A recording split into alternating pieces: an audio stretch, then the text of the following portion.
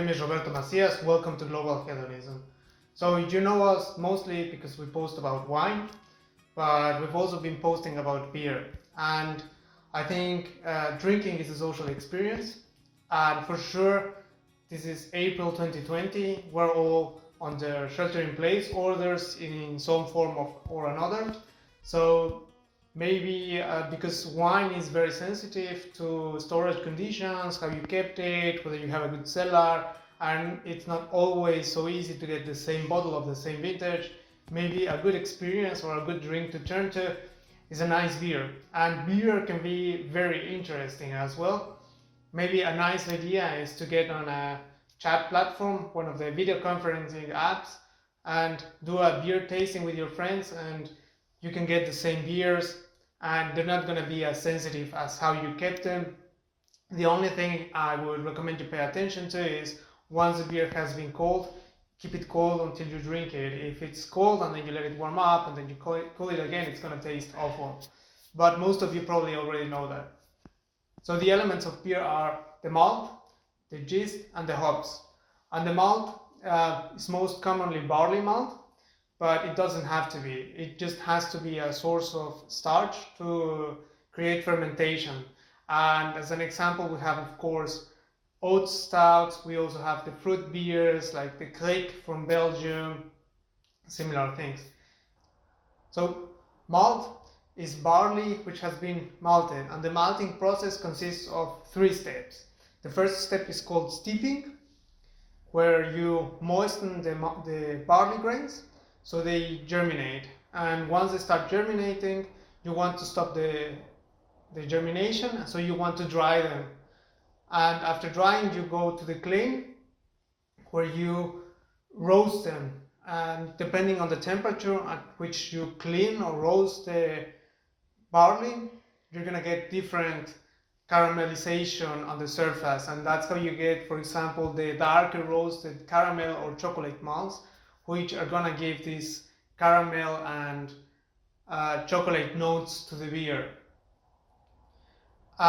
Interestingly enough, so one of the most famous laws concerning beer is the German Reinheitsgebot, which is a law actually from the 16th century that said that beer should only be made with barley malt, hops, and yeast and water.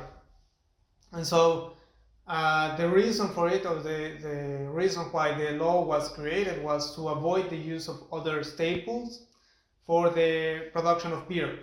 So it's a law that now or for some people, is considered as a sign of quality, but it really says nothing about the quality of the beer. It only states the ingredients which should be used for beer.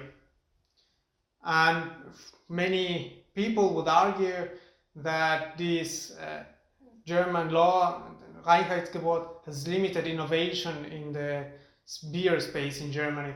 But right now, or in the last few years, Germany has really created a flourishing craft brewing scene, not as wide or as expansive as you would find in Belgium or in the US, where there's a much wider variety of beers and the tradition of craft brewing has been going for a bit longer.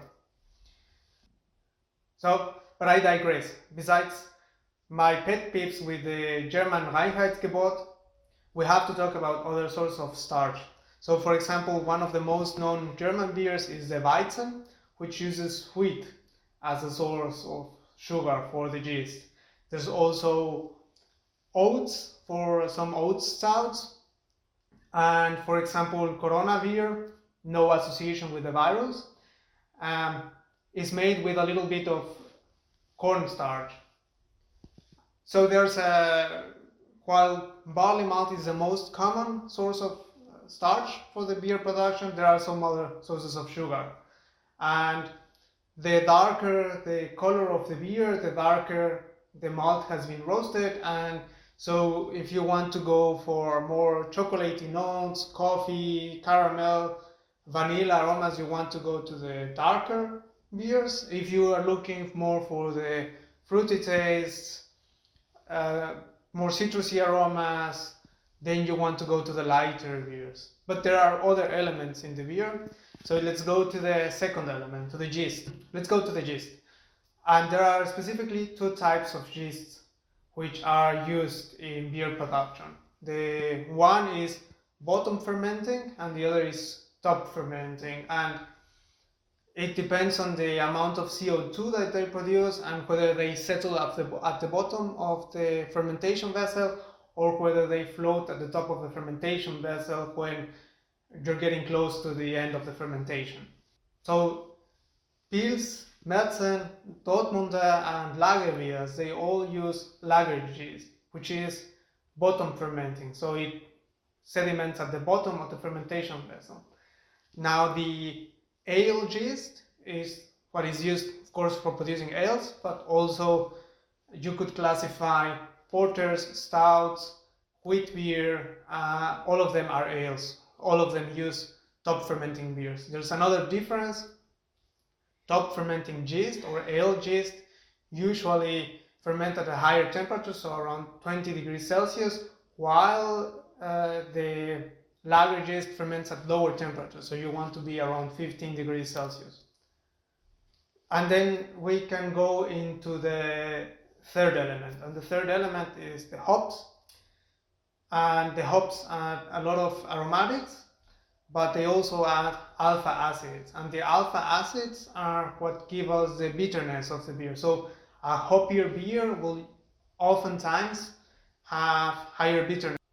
So you can tell the amount of hops in a beer by the IBU, or the International Bitterness Units, which is just a translation of the concentration of alpha acids, which usually derive from the hops.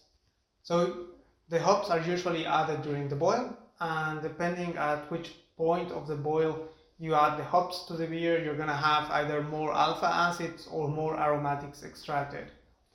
You can also add them during fermentation, that's another option, or you can add them at the end. Actually, one very interesting beer which I had was at a beer festival in Leuven, and what they did is they had the keg, and while pulling the beer from the keg, it went through the hops, through fresh hops, so it was just hopped.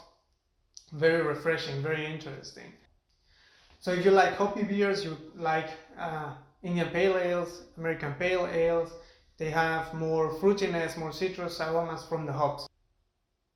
So there are different names for the hops. So there's crystal hops, citrus hops. And so if you grab a bottle of beer and you look at the label and they're describing different types of hops, you can expect the use of the hops is done in such a way that you can taste more of the aromas without getting so much of the bitterness. So that's also a good indicator. Now, you know I'm a big fan of talking about serving temperatures, especially for wine. And beer also has a specific serving temperature. So you want to serve your lager beers at colder temperatures than your ales. Your ales should be served around 7 degrees Celsius, and your lagers should be served around 4 degrees Celsius.